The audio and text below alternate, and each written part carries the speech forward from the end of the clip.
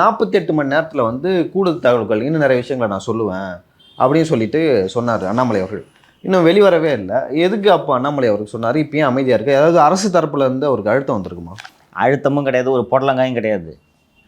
Lime லைட்டில் இருக்கணும், வாய்க்கு வந்ததை பேசணும். இப்படி வாய்க்கு வந்ததை எல்லாம் பேசித்தான் அவர் இந்த புகழை அடைந்தார். அண்ணன் சீமானை எடுத்துக்கிட்டிங்கன்னா இஷ்டத்துக்கு பேசுவார். கரெக்டாக ஒரு முக்கியமான அரசியல் கட்சியின் தலைவராக பார்க்கிறோம். ஆனாலும் அண்ணன் இந்த அளவுக்கு புகழடைந்தது காரணம் அடிச்சு விடு. அதுபோல தான் திரு அண்ணாமலை அன்னைக்கு அந்த வீடியோவை வெளியிட்டார்.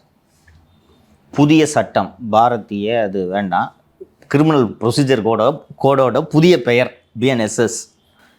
அதில் section 331, any one in possession of information, நீதிமன்றத்தில் விசாரணையில் இருக்கக்கூடிய ஒரு வழக்கை பற்றிய தகவல் தெரிந்தவர்கள் அந்த சம்பந்தப்பட்ட நீதிமன்றத்தின் முன்பு சென்று வாக்குமூலமாக தாக்கல் செய்யலாம் என்று பிரிவு 331 BNSS கிரிமினல் ப்ரொசீஜர் கோடோட புதிய வடிவம் சொல்கிறது.